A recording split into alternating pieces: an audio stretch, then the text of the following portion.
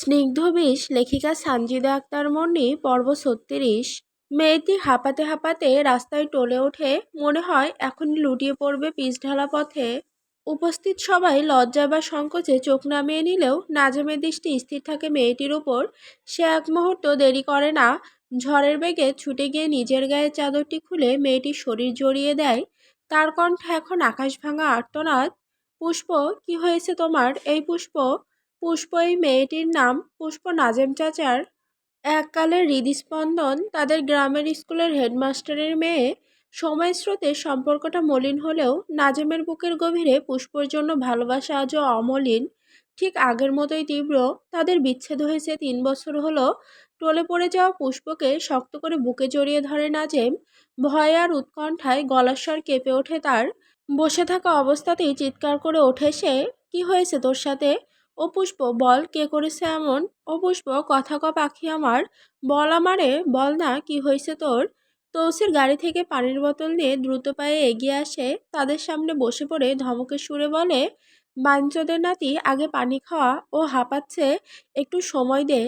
নাজিম পুষ্পের গায়ে চাদরটা ভালো করে জড়িয়ে দিতে দিতে বলে, দাঁড়া, ও বলুক।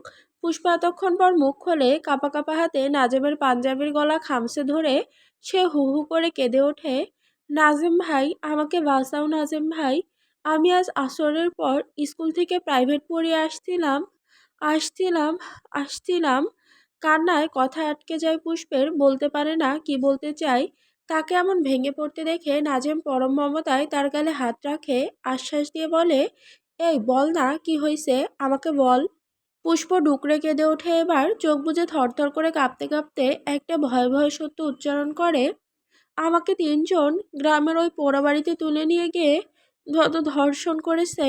আমি তাদের মুখ দেখিনি, তারা মুখ ঢেকে এসেছিল। আমাকে শেষ করে দিয়েছে নাজেম ভাই।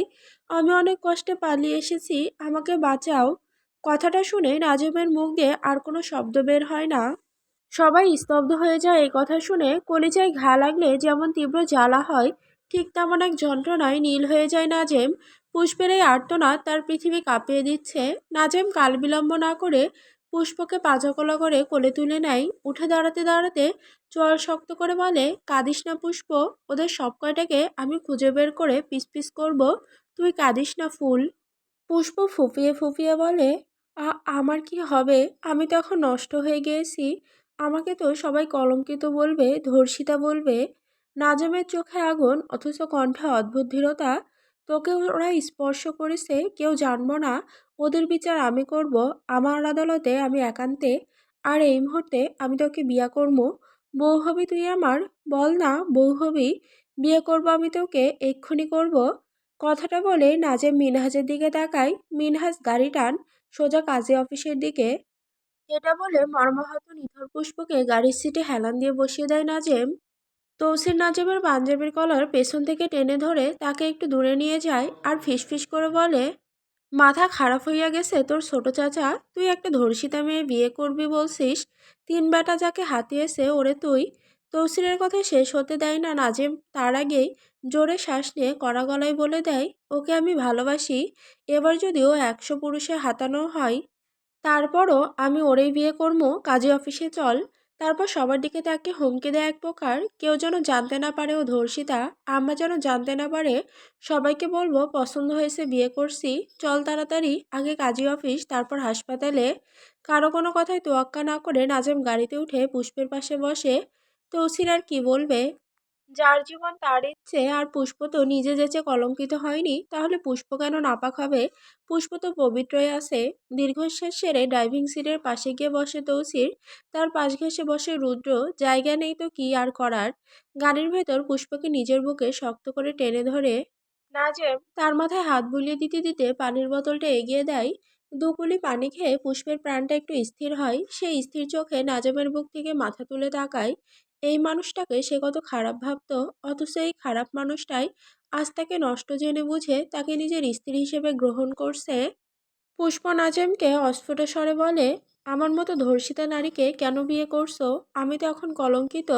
নাজেম পুষ্পের কপালে আলতো চুমু খেয়ে তাকে বুকের সাথে আবারও মিশিয়ে নিয়ে বলে, প্রিয়তমারা কখনো কলঙ্কিত হয় না।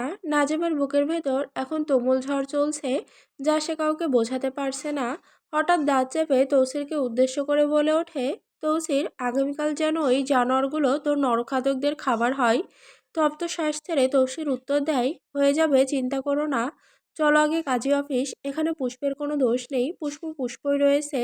তাই এই বিয়েতে আমি নিজে তোমার উকিল বাপ হব। এখন থাইকা পুষ্প আমার মাইয়া। তৌসিরের কথা শুনে গাড়িতে থাকা সবার মুখের মেঘ কেটে যায়। সবাই ভেবেছিল তৌসির হয়তো এই বিয়েতে রাজি নয়, কিন্তু তার এই সমর্থন সবার কাছে এক পশলা বৃষ্টির মতো স্বস্তি নিয়ে আসে। বিয়ে পড়িয়ে শিকদার বাড়িতে নিয়ে ফিরেছে এখন। হুটহাট বিয়ে পড়িয়ে শিকদার বাড়ির ছেলে বউ নিয়ে ফিরেছে, এমন খবরে সচরাচর যেখানে ঝড় নেমে আসার কথা, সেখানে উল্টো সবার মুখে স্বস্তির হাসি। সবার মুখে মুখে এখন একটাই বলি ফিরছে, আলহামদুলিল্লাহ। কারণটা অবশ্য পরিষ্কার, এই ছেলেকে বিয়ের পিঁড়িতে বসানো যে প্রায় অসাধ্য সাধন ছিল।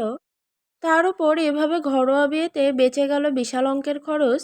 বাড়ির সবার মনের ভাবটা এমন, যাক যেভাবেই হোক অবশেষে বিয়েটা তো হলো। তবে এই উৎসবমুখর পরিবেশের আড়ালেই তো চাপা পড়ে আছে এক অজানা গল্প। পুষ্পর ওপর দিয়ে গত কয়েক ঘন্টায় কি ঝড় বয়ে গেছে তা এই বাড়ির কেউ জানে না। কাজী অফিস থেকে ফেরার পথে কাজীর বাড়িতে তাকে ফ্রেশ করানো হয়েছে, গায়ে জড়ানো হয়েছে কাজীর মেয়ের কাপড়। শিকদার বাড়ির মানুষ জানলো ছেলের পছন্দ করা বউ এই পুষ্প। পুষ্প কোনো কথা বলে না, কোনো প্রতিবাদ করে না, পাথরের মূর্তির মতো সে কেবল নিঃশব্দে সবকিছু গিলে নিচ্ছে। তার বলার মতো শব্দ ভাণ্ডার যেন ফুরিয়ে গেছে। আপাতত তাকে আলাদা একটি ঘরে বিশ্রামে রাখা হয়েছে। সিদ্ধান্ত হয়েছে আগামীকাল সকালে ছোটখাটো আয়োজনের মাধ্যমে সবার সামনে তাকে বরণ করে নেওয়া হবে।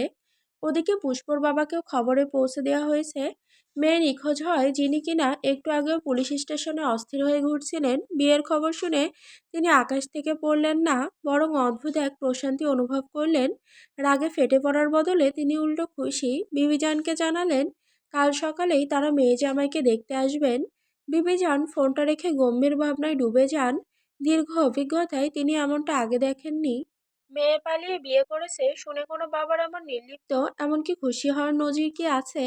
কোনো উত্তেজনা নেই, কোনো রাগ নেই, ভদ্রলোকের এমন আচরণ বিবিজানকে ভাবাচ্ছে।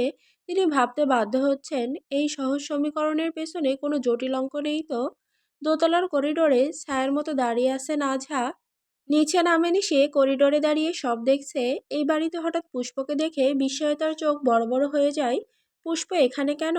পুষ্পর উপস্থিতি মুহূর্তের জন্য নাঝার হৃদয়ে তোলপাড় তোলে। একই সাথে শান্তি আবার এক অশান্তি অনুভব করে নাঝা।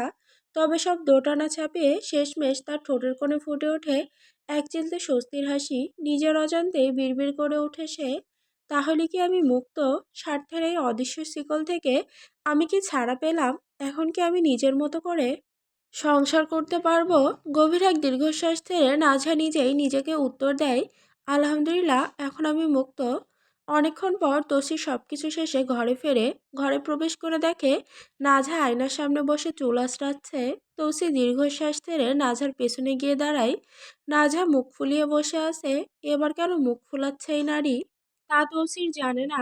এত কিছু হয়ে গেল, তারপরও নাঝা নিচেও নামেনি। তৌসিরের নজর আটকে যায় নাঝার ওপর। আজ তার কৈতরী শাড়ি পরেছে, একটা কালো জর্জেটের শাড়ি। শাড়িটা বেশ খোলামেলা অবস্থায় পরা। নাঝার ধবধবে ফর্সা পিঠ পেট স্পষ্ট চোখে ধরা দিচ্ছে। কপালে ছোট্ট একটা কালো টিপ দেওয়া। তার কালচে সবুজ আভাওয়ালা নয়নজোড়া অরণ্য রহস্যে মোড়া, চোখে নিচে চিকন করে কাজল আঁকা, দুই হাত ভর্তি কালো আর সাদা রেশমি চুড়ি। নাঝাকে এভাবে সাজিয়ে দিয়েছেন বিবিজান, আর এই কারণেই সে মুখ ভার করে বসে আছে। তার মধ্যে তৌসির দেরি করে ঘরে ফিরেছে। আজ কথা দিয়েছিল তাড়াতাড়ি ফিরবে, কিন্তু এতে নাঝা রাগ করেনি, তার মন বিষাদে ছুঁয়ে আছে। এটা নিয়ে বিবিজান কেন তাকে কয়দিন পর পর এমন সং সাজান? কি জন্য সাজান, কেন তিনি এমন করেন নাঝা বোঝে না। উল্টো প্রশ্ন করারও সাধ্য নেই। করলেই নাচ্ছিদের মতো বকাবকি করতে থাকেন। তৌসির নাঝাকে খুঁটিয়ে বিমোহিত দৃষ্টিতে বারবার দেখতে থাকে। ভেতরটা ধড়ফড় করছে, আজ নিজেকে দমিয়ে রাখা বোধহয় বেশ কষ্টদায়ক হয়ে যাবে। তৌসি ধীরে ধীরে ঝুঁকে নাঝার দুই বাহুতে হাত রাখবে বলে উদ্যত হয়, কিন্তু তা আর হয় না। নাঝা বসা থেকে হুট করে উঠে দাঁড়ায় আর বলে, হাত শরীরে লাগলে হাত কেটে ফেলবো কিন্তু। এমন হুমকি দিয়ে নাঝা আলমারির দিকে যাওয়ার জন্য পা বাড়ায়। তৌসির এখনো বুঝতে পারল না ঠিক কি জন্য নাঝা রেগে আছে, কে তাকে সাজিয়ে দিল।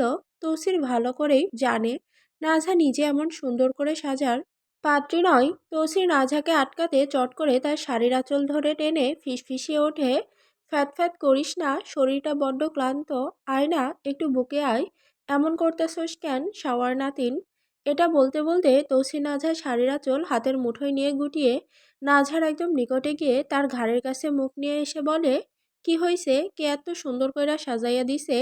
কে আমারে মারার লাইগা এত বাড়ছে যে তোরে সাজাইয়া অস্ত্র বানাইয়া আমার সামনে দিছে? এটা বলে তৌসি নাজহার চিকন কোমরের দুদিকে নিজের হাত শক্ত করে রাখে।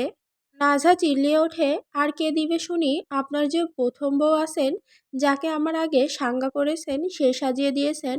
আমাকে যখন মন ধরে তখন আপনার বেবিজান শাড়ি পরায়, তাও এত অশ্লীলভাবে পরায় যে সব কিছু দেখা যায়, নিজের দিকে নিজেই তাকানো সম্ভব হয় না।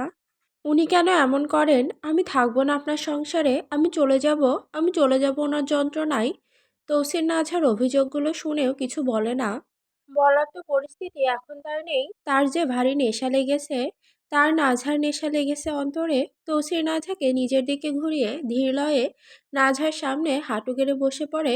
নাঝার পেটের উপর থেকে শাড়ির অংশ সরিয়ে নাঝার উন্মুক্ত উদরে নিজের ঠোঁট মুখ চেপে ধরে জোরে জোরে শ্বাস ছাড়ে, তারপর উন্মাদের মতো একের পর এক চুমু খেতে থাকে। নাঝা চোখ বুজে দুই হাত মুষ্টিবদ্ধ করে দাঁড়িয়ে থাকে। হাঁটু পর্যন্ত কাঁপছে। তৌসিরের এই উন্মাদনায় পায়ের তালু ঘেমে যাচ্ছে, স্নায়ু টান টান হয়ে আসছে। তৌসির নাঝার কোমরে শক্ত করে হাত রেখে তার উদরে নাক মুখ ঘষতে ঘষতে বলে, কই টরি, তুই এইভাবে প্রতিদিন শাড়ি পরিস? আমি একবেলা ভাত কম খাইয়া তোর পেটে চুমু খাইয়া নিজের পেট ভরাইয়া নিমু। এটা বলে আবারও তৌসির পাগলামিতে ডুবে যায়। নাজা এবার আর সহ্য করতে পারে না। ধৈর্যচ্যুত হয়ে কড়া গলায় দাঁত পিষে উচ্চারণ করে, আমার রাগ আরও তীব্র হওয়ার আগে আমার কাছ থেকে সরে যান ভালোই ভালোই।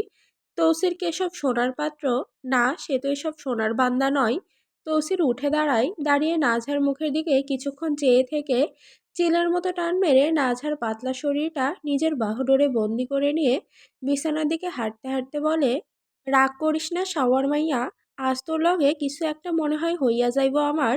নাজা এসবের জন্য অন্তত আজ প্রস্তুত নয়, তাইও ছটফট করতে করতে বলে, ছাড়ুন তৌসির, আজ মন চাচ্ছে না এসব।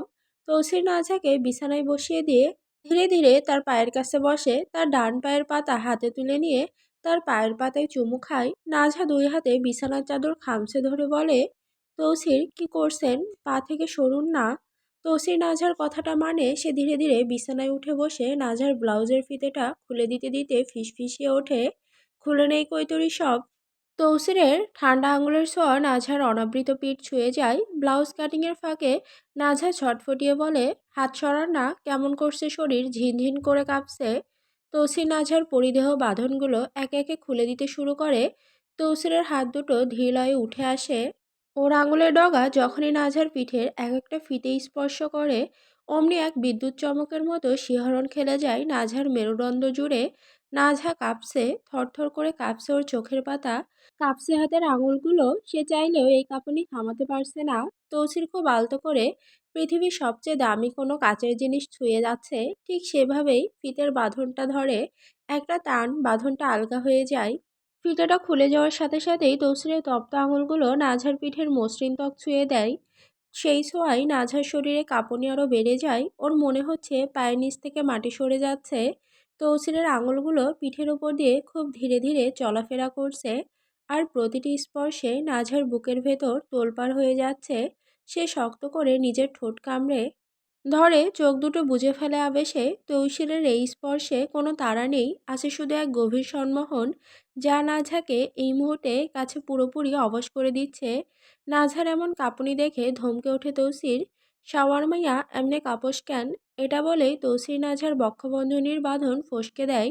তৌসির নাঝার নিরাভরণ শুভ্র কোমরে দুহাত শক্ত করে রেখে নিজের ঠোঁট মুখ চেপে ধরে নাঝার রক্তাভ শুভ্র অনাবৃত পিঠে। নাঝা এবার আর নিজেকে ধরে রাখতে পারে না, এমন স্পর্শে দম বন্ধ হয়ে আসছে তার। নাঝা তরতর করে কেঁপে উঠে চিৎকার করে বলে, তৌসির আর না, অনেক হয়েছে। এই শুনে তৌসিরটা তবদা খেয়ে যায়, এই মেয়ে কি বলে! এখনো কিছু করলো না, বলে আর না। তৌসির তিক্ত সুরে বলে, ধুর সিনাল, শুইলাম ধরলাম, কিছু করলাম না, তুই শেষ মারাস কি তা? এটা বলেই তৌসির তাকে বালিশে শুয়ে দিয়ে তার দিকে ঝুঁকতে ঝুঁকতে বলে, চল, এসব শাওয়া মাওয়া বগাজাতি কথা বাদ দে, শাড়ির পিনটা কোথায় ক? খুলি, এটা বলে তৌসির পুরোটা বিছানায় উঠে নাঝার উপর ঝুঁকে যায়। নাঝার হাত পা এতটুকুই কাঁপতে শুরু করেছে।